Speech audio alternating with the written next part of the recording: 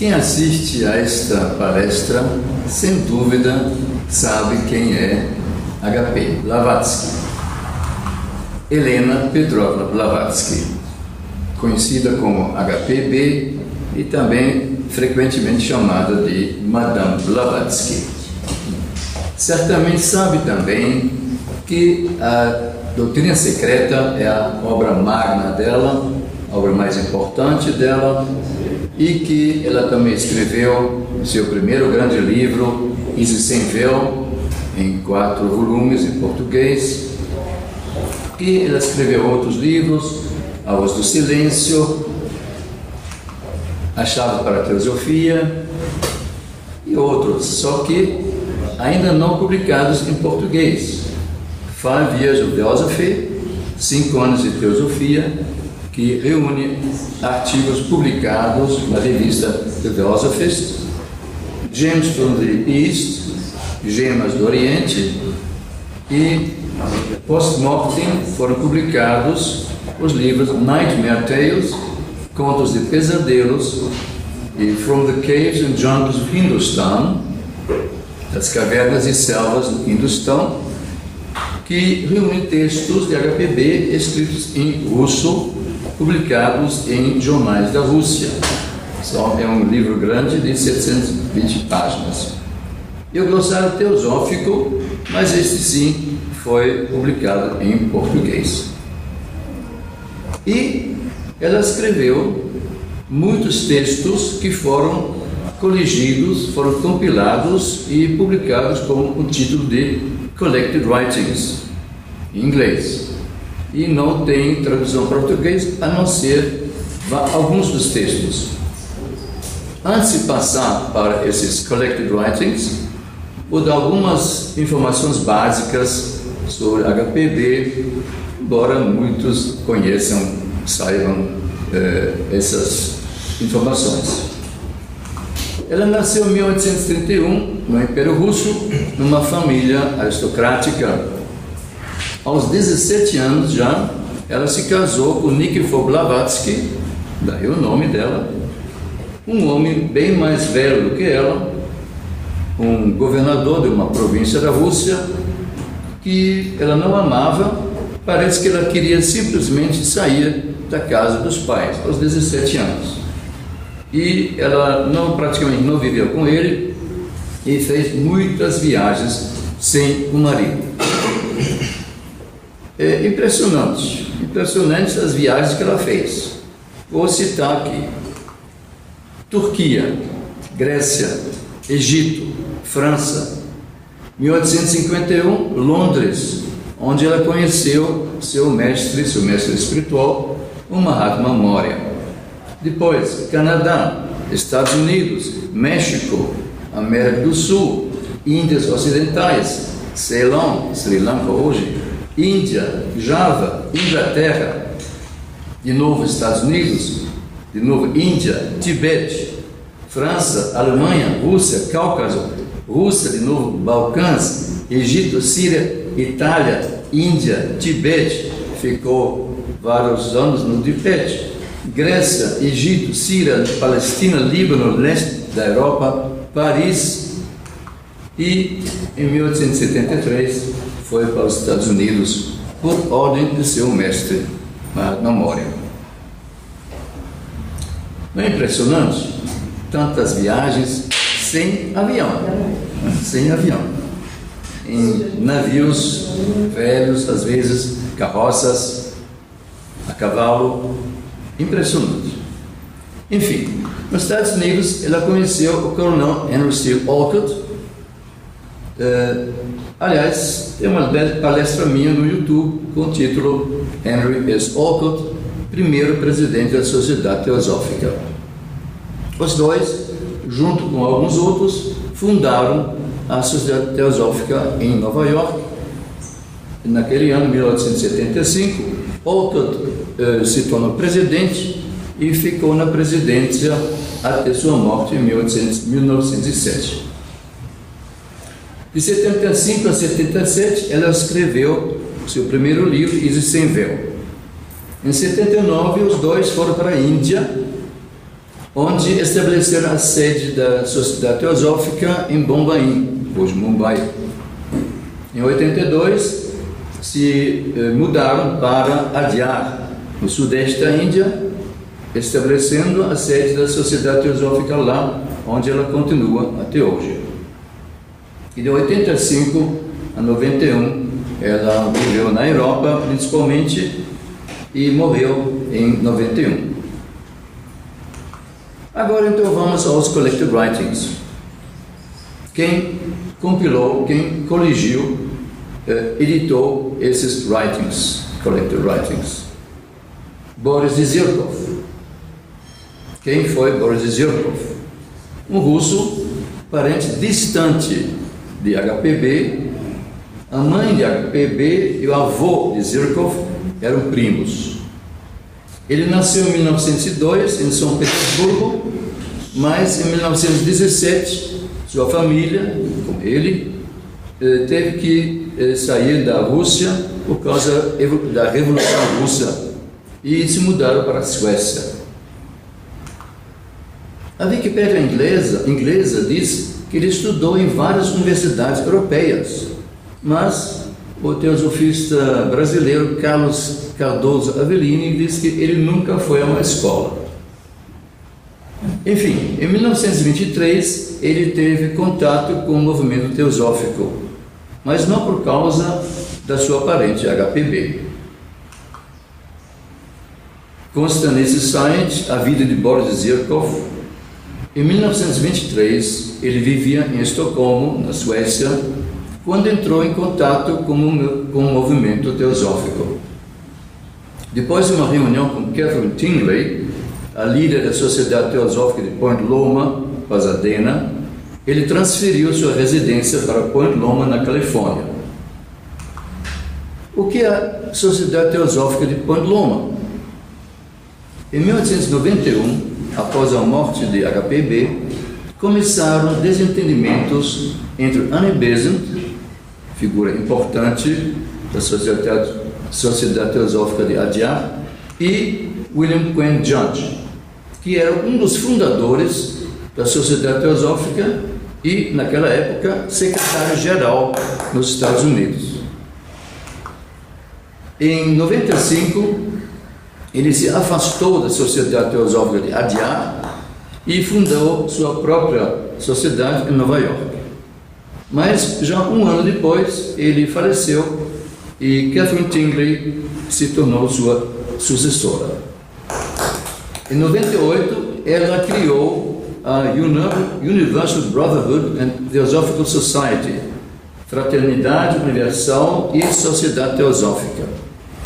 E, em 1900, ela mudou essa sociedade para Point Loma, na Califórnia, onde criou a sede Loma Land.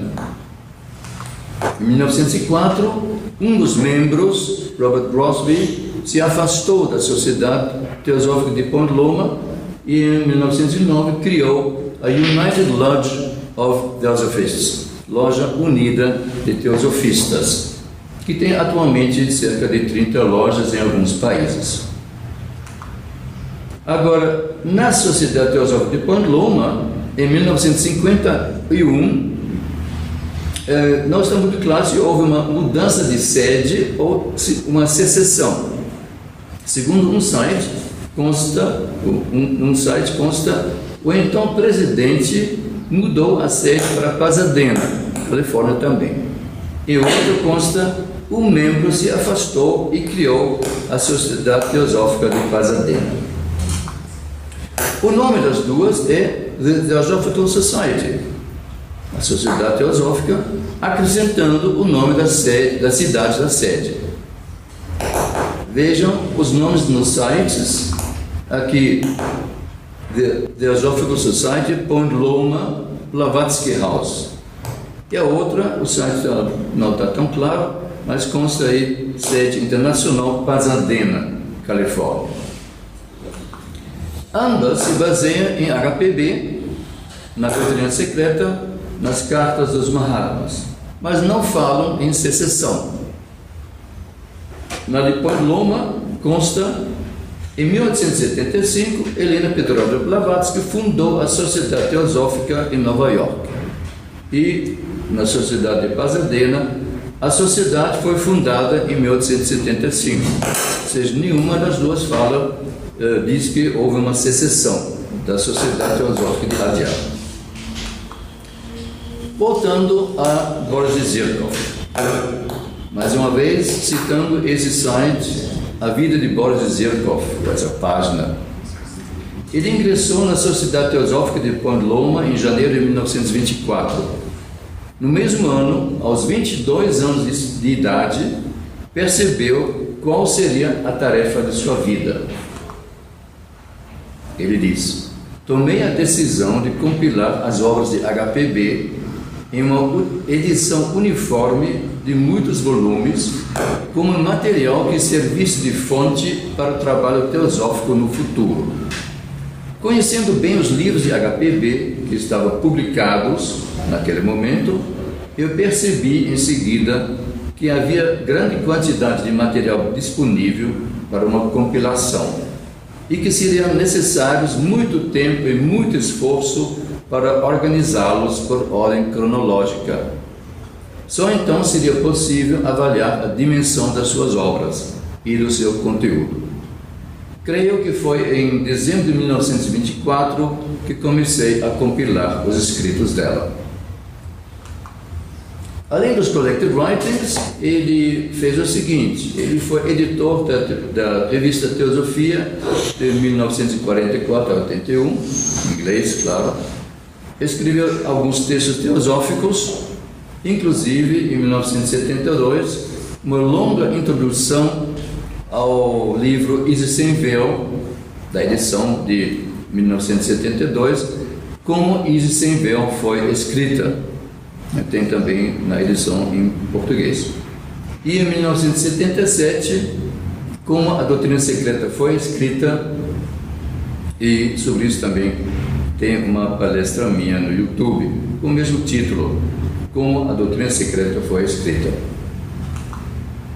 Carlos Cardoso Avelina ainda diz: a vida de Boris foi algo fora do comum, porque ele nunca foi a uma escola, nunca teve um emprego, nunca teve carteira de motorista, nem cadastro social ou número de CPF e não pagou impostos. Do ponto de vista oficial, ele não existiu. Sua vida foi unicamente teosofia. Ele viveu em vários lugares a partir de 1958, sobrevivendo apenas graças a doações e vivendo de modo extremamente frugal.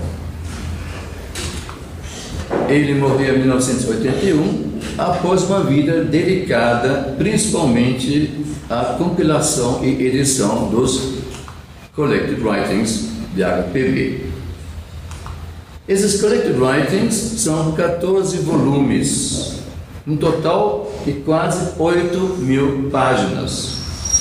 Não tem os textos dos livros que já tinham sido publicados antes, durante a vida dela, mas com os textos reunidos no volume 3 da edição em inglês da Doutrina Secreta, que são os últimos dois da edição em português, volume 5 e 6.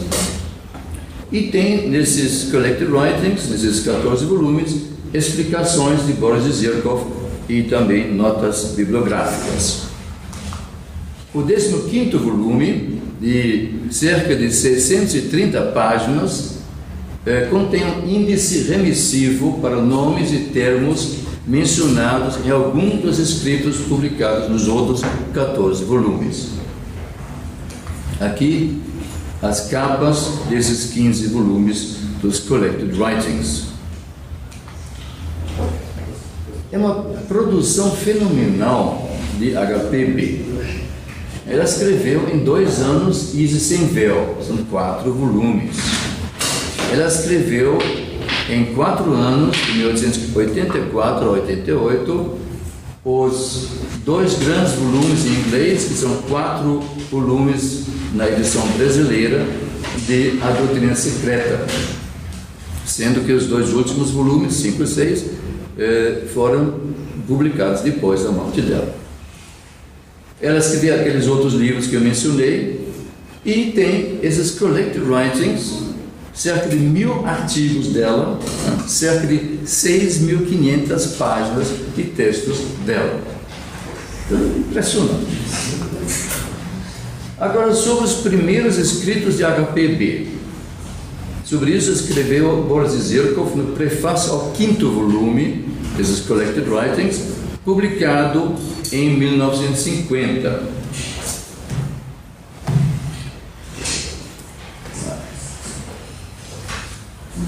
Os primeiros artigos de HPB eram polêmicos e de um estilo mordaz.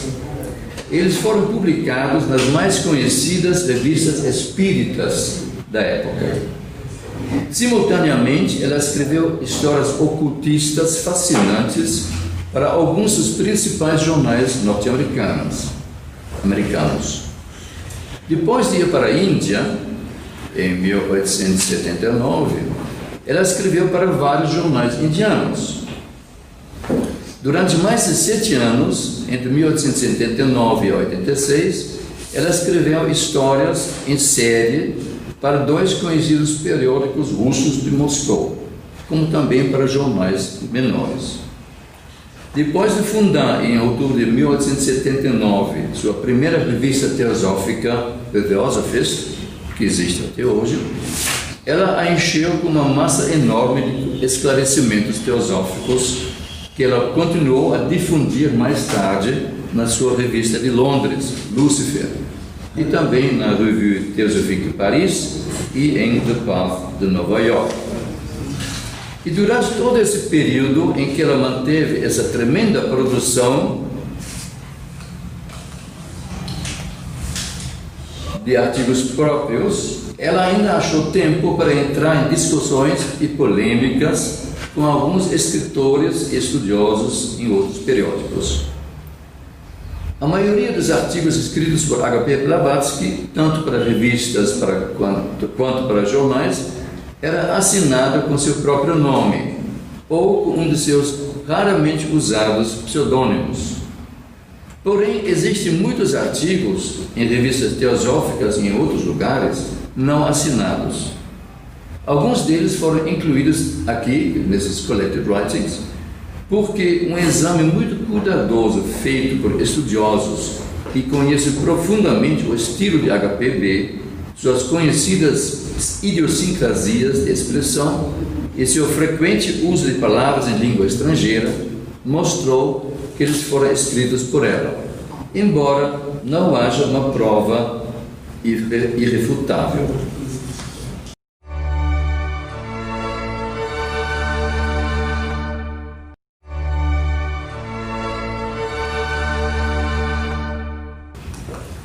No mesmo prefácio ao 5º volume de 1950, Boris Zirkov dá uma visão geral cronológica dos trabalhos de compilação. Eu acho importante se ter uma ideia dessa dificuldade que houve para fazer essa compilação desses 14 volumes, diz Boris Zirkov. Logo após a morte de HPB, em 1891, houve esforços para compilar e publicar pelo menos alguns de seus escritos dispersos. Já em 1891, foram divulgadas pelas seções nacionais da Sociedade Teosófica resoluções de que fosse instituído um fundo em memória HPB, com o objetivo de publicar seus textos. 4 anos mais tarde, apareceu o primeiro volume de uma série intitulada Série do Fundo em Memória HPB. Porém, essa série parou nesse primeiro volume. Somente em 1924, Boris Zirkov começou então seu trabalho de compilação. Durante aproximadamente 6 anos, isso permaneceu um projeto privado dele. Ele colecionou cerca de 1.500 páginas de textos datilografados que foram copiados e tentativamente classificados. Ele consultou muitas fontes estrangeiras a respeito das datas de publicação e percebeu que era essencial um estudo profundo dos primeiros anos do movimento teosófico moderno, para descobrir não somente quais jornais e revistas haviam publicado escritos de HPB, mas também as datas exatas de publicação, muitas vezes indicadas erradamente. Assim, ele começou uma correspondência internacional muito ampla com pessoas e instituições para conseguir esses dados. Em 1929, ele terminou esse trabalho, durante o qual compilou os textos de HPB escritos entre 1874 e 79. Em agosto de 1929, ele contatou o então presidente da Sociedade Teosófica de Point Loma a respeito do plano de publicar uma edição uniforme dos escritos de HPB. Essa ideia foi imediatamente aceita e formou-se uma pequena comissão que ajudaria na preparação do material. Pensou-se em diversas editoras até que foi sugerida a Wright & Co. em Londres. Em abril de 1930, Boris Zirkov sugeriu que o trabalho de compilação se tornasse um projeto de todas as sociedades teosóficas. Em julho, escreveu-se uma carta para Annie Besant, a presidente externa de Adyar, solicitando a colaboração nesse trabalho. Ela concordou e autorizou que o material existente nos arquivos de Adyar fosse utilizado. Importantes membros da Sociedade Teosófica de Adyar, Jinarajadasa, Sri Ram e outros, deram durante muitos anos uma grande contribuição para todo o trabalho de coleta de textos de HPB. Também houve a ajuda de muitos teosofistas de diferentes nacionalidades que não pertenciam a este de Point Loma nem a de Adyar.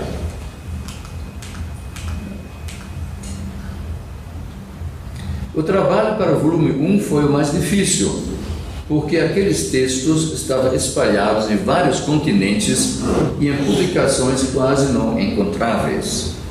Mas finalmente esse volume 1 estava pronto em 1931, mas somente foi publicado no início de 1933. O volume 2 também publicado em 33, volumes 3 e 4 em 35 e 36. Começaram anos difíceis. A Segunda Guerra eclodiu em 1939 e durante a guerra as chapas de impressão dos 4 volumes foram destruídas no ataque aéreo alemão. Porém, mesmo durante a guerra, o trabalho de pesquisa e coleta dos escritos de HPB continuou e muito material novo foi descoberto. Como a situação econômica na Inglaterra durante e após a guerra era muito ruim, e como muitas pessoas desejavam ver uma edição completa dos escritos da HPB, resolveu-se fazer uma edição norte-americana dos 5 primeiros volumes em 1950.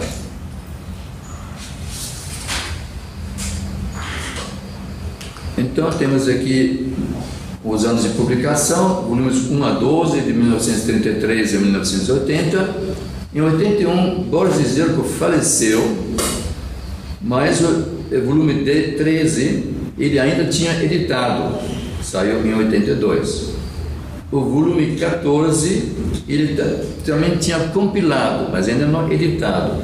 Então foi necessária a ajuda de muitos teosofistas para editá-lo. Saiu em 1985, o volume 14, e o índice, o volume 15, de 1990, 600 páginas mais ou menos, como já falei, um índice alfabético de nomes e termos que aparecem nos textos de HPB, nesses 14 volumes, também já tinha sido elaborado por Boris Zirkov.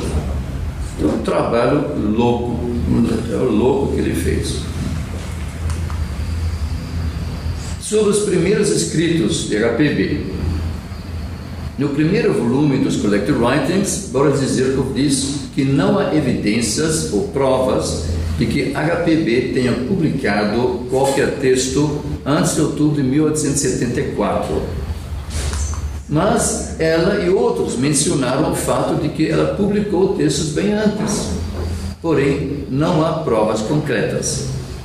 Um exemplo: o russo Aksamov escreveu para Coronel Olcott que ele leu os artigos de Olcott sobre fenômenos espíritas, traduzidos para o russo por Blavatsky, mas ninguém achou essas traduções.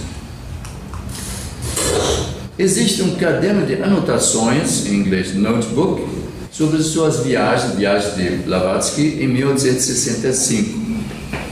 Esse caderno se encontra nos arquivos de Adyar. Lá, nesse caderno, ela fez anotações em francês, né? Ela falava, escrevia muito bem em francês. Só para você ter uma ideia como o que ela anotava, né? Um exemplo traduzido, só algumas frases. Kronstadt, uma cidade da Romênia. Hotel Grüner confortável e barato. Senhor e senhora Buschek, professor de ginásio. Jovem suíço um pouco pedante. Ela, húngara, tocava flauta. A velha senhora cantou cega. Kronstadt é uma das mais bonitas pequenas cidades da Europa, por sua localização, limpeza e elegância. Bem perto, a água de Boschek é famosa. Quando se vem de Bucareste, os Lapati pedem os passaportes e se fazem pagar o direito de eles não examinarem as malas e remexerem em tudo com suas mãos sujas. Enfim, anotações, né? No caderno de viagem. Existem também cadernos de recortes, em inglês scrapbooks, sobre os quais Boris Zirkov diz: a partir de 1874, HPB colava em cadernos de recortes uma grande variedade de recortes retirados de jornais e revistas. Nos arquivos da ST em Adyar, Índia, encontram-se 24 desses cadernos.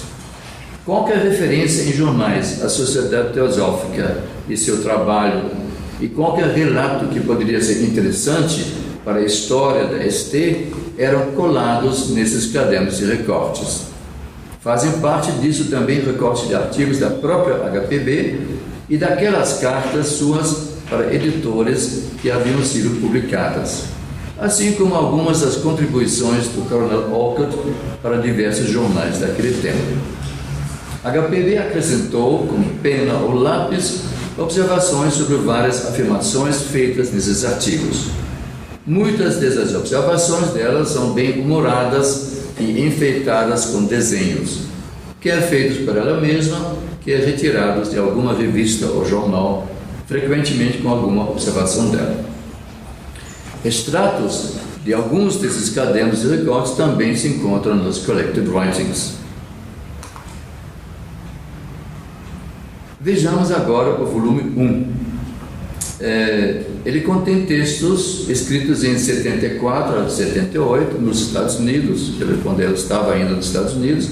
São quase 400 páginas de texto de HPB, tem algumas explicações de Boris Zirkov e mais 100 páginas de notas bibliográficas. Os primeiros escritos de Blavatsky publicados para investigar fenômenos espíritas que estavam ocorrendo na fazendinha dos irmãos Eddy. E lá, inclusive, ela tinha encontrado Olcott. Agora, sobre o espiritismo, em inglês se usa a palavra spiritualism, mas spiritualism também significa espiritualismo, ou seja, tem dois significados. Então você sempre tem que ver o contexto, se você lê em inglês e quer traduzir para português, para saber se se trata de espiritualismo ou de espiritismo. Sobre isso, disse Boris Zirkov: quando HPB afirma ser uma spiritualist, que ela dedicou sua vida à defesa da causa do spiritualism e outras expressões similares e cognatas, ela não se refere às crenças de médiuns comuns e daqueles de seus numerosos seguidores que as compartilhavam.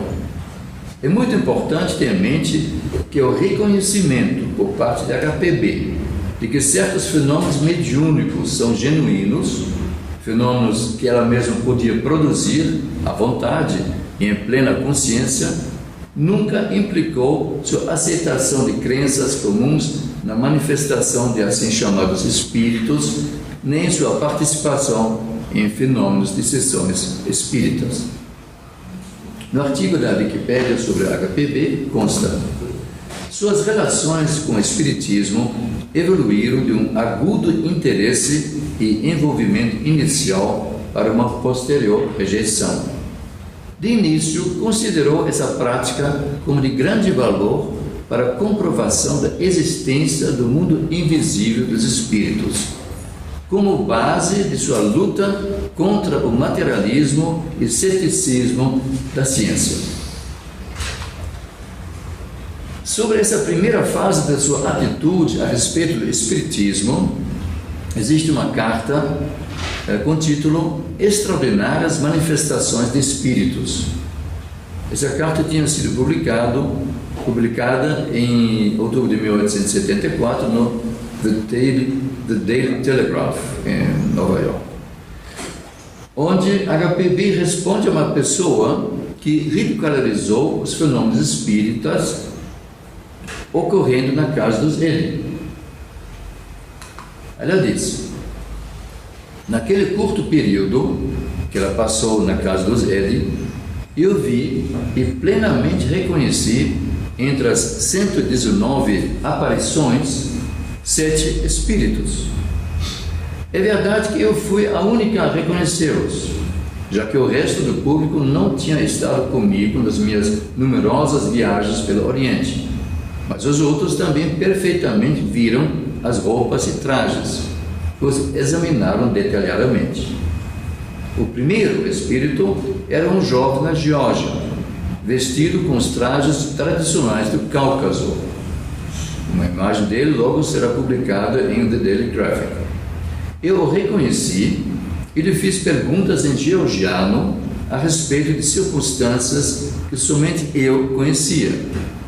Ele me compreendeu e respondeu. Quando eu lhe pedi em sua língua materna para tocar a lesguinka, uma dança caucasiana, ele o fez imediatamente no seu violão. Depois, ela descreve os outros 6 espíritos. E em outra carta publicada, criticando em várias páginas o mesmo cientista que achava que os fenômenos eram fraudulentos, ela traz mais uma prova de que algum espírito se materializou.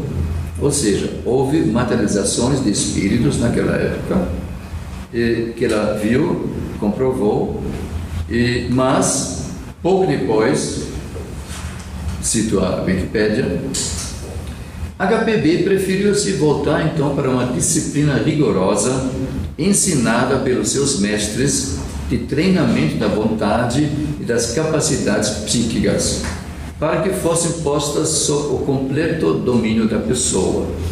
Assim, declarou que o contato com os espíritos e os fenômenos psíquicos, mesmo sendo um fato, não tinha grande valor em si, e era infinitamente preferível o aperfeiçoamento através do serviço altruísta que levasse finalmente a uma comunhão com os verdadeiros mestres de sabedoria. Eu estou no volume 1, e são 14 volumes, então não dá para entrar em detalhes nesses 14 volumes, né? Impossível mostrar o conteúdo ou mesmo mencionar todos os 1000 textos, né?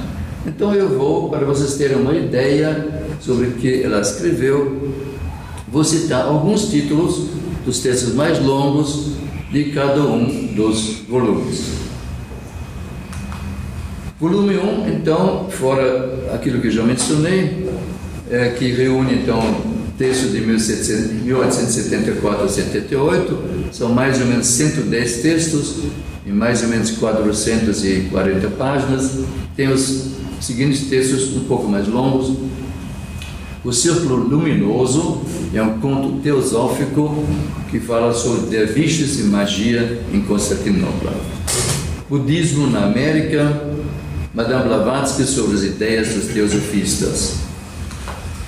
O volume 2, que reúne textos de 1879 a 80, quando ela já estava na Índia, mais ou menos 510 páginas, o público indiano e a teosofia, sacerdotes budistas e o título de reverendo, ideias errôneas sobre as doutrinas dos teosofistas, o que é teosofia, que era o primeiro número da revista The Theosophist, de outubro de 1879. A Antiguidade dos Vedas. Volume 3, textos de 1881 e 82. Física Transcendental, Situação da Rússia, a mais antiga ordem cristã, Astrólogos Nativos. De 82, Zoroaster na História e Zaratustra nos Registros Antigos. Espiritualismo e Verdade Oculta. Volume 4, mais de 200 textos, mais de 600 páginas. 1882, Reencarnação no Tibete, as origens dos Evangelhos e o Bispo de Bombaim, Maçons e Jesuítas. 1883, a Filosofia Vishishtadvaita, Advaita, o princípio centenário no esoterismo. Volume 5, de 83 também, Teosofia e Espiritismo, um texto escrito em francês, depois traduzido para o inglês. Vários desses textos ela escreveu em francês, depois foram traduzidos para o inglês. Os ensinamentos de Allan Kardec sobre a mônada mineral, o lugar de Sakyamuni na história. Aí eu quero fazer uma observação sobre Allan Kardec, que escreveu seu livro, publicou o livro Os Espíritos em 1857.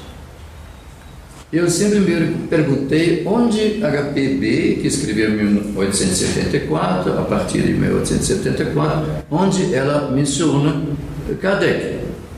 E aí fiz uma pequena pesquisa e vi que aparentemente ela mencionou Kardec somente em Isis Sem Véu, no volume 1, onde ela menciona o perispírito dos kardecistas, que, segundo ela, corresponde à alma astral ou forma de espírito.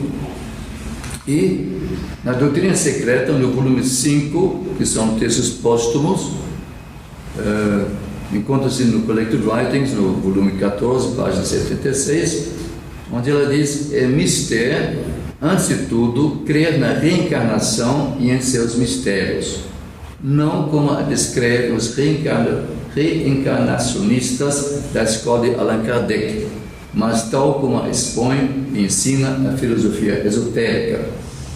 E nesse volume 5 de Collected Writings, então, nesse texto que eu mencionei, Teosofia e Espiritismo, onde ela diz: o Espiritismo é tão oposto a nossos ensinamentos quanto o ocultismo é oposto àqueles do falecido Allan Kardec.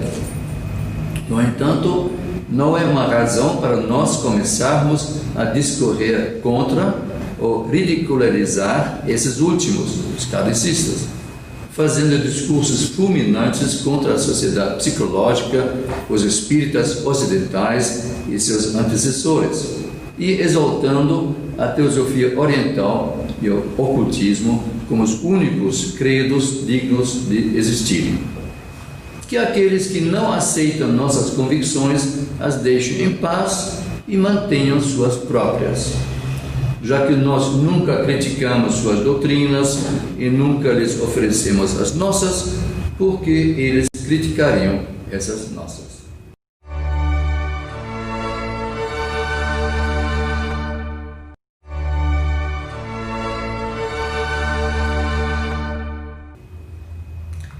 Então, nesse artigo, desse texto de só 2 páginas, com o título Os Ensinamentos de Allan Kardec, ela escreveu: Trata-se de um artigo de jornal onde alguém tinha perguntado como os ocultistas veem obras como aquelas de Allan Kardec.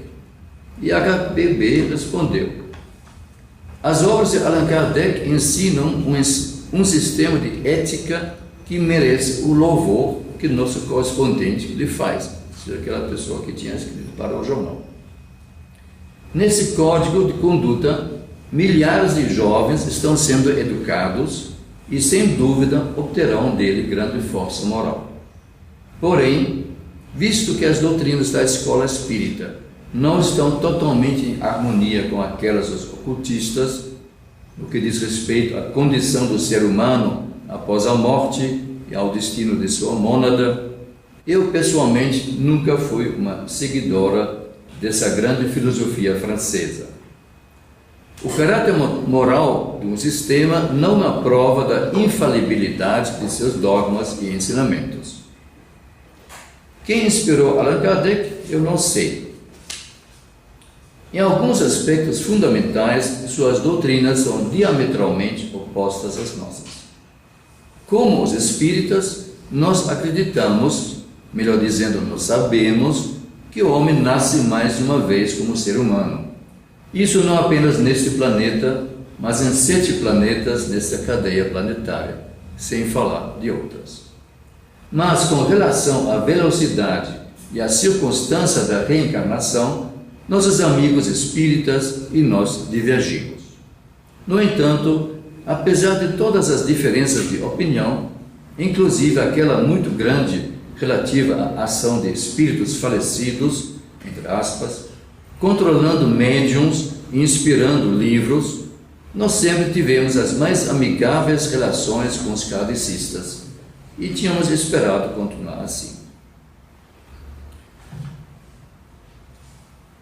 Bom, eu quis falar sobre isso porque justamente durante muitos anos eu não tinha visto menção a Allan Kardec nas obras de Blavatsky. Volume 6, 1884, Ensinamentos Tibetanos, Precipitação, ou seja, materialização, Elementais, os chelas, os discípulos, são médiuns.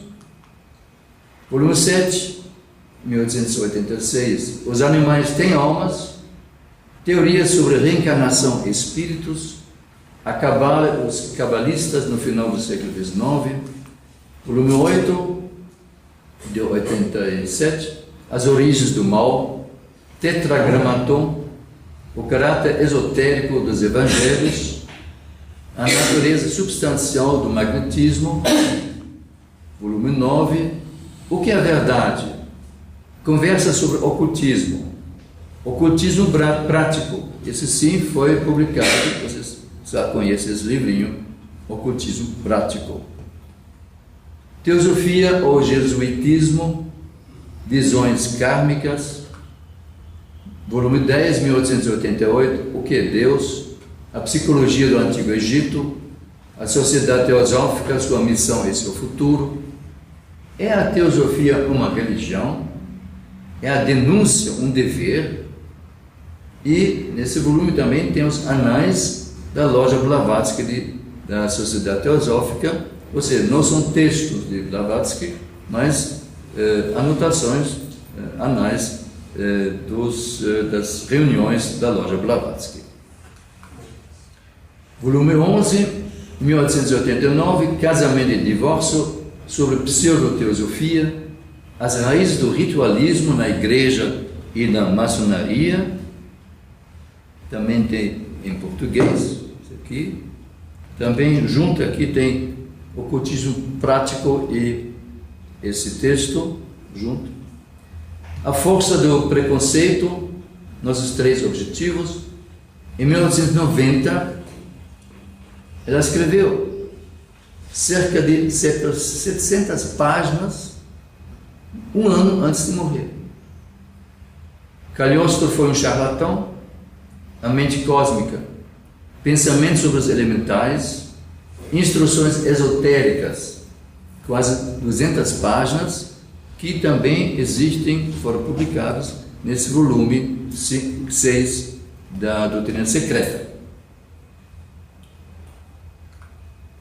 Volume 13, no ano do falecimento, ele escreveu ainda quase 80 páginas sobre Piscis Sophia, comentário e notas sobre Piscis Sophia, Civilização, a Morte da Arte e da Beleza, e nesse volume também tem textos póstumos sobre ciclos cósmicos, manvantras e rondas, o princípio setenário no esoterismo, e no volume 14 são apenas textos póstumos, ou seja, não publicados durante a vida dela, o sigilo dos iniciados, os perigos da magia prática, o livro de Enoch, doutrinas herméticas e cabalísticas, a Polônia de Tiana, a Gupta Vidya oriental e a Cabala, a origem dos mistérios. E o volume 15, como eu falei, é apenas um índice, e aqui um quadro geral, para se ter uma ideia dos volumes, o número do volume à esquerda, o número de páginas de texto de HPB, coluna do meio, e o total de páginas à direita. E com isso eu termino minha apresentação, minhas informações sobre os Collected Writings. Eu achava interessante que se tenha uma ideia, né, quanto Blavatsky escreveu e muitas coisas então que não existem ainda em português. Obrigado por sua atenção.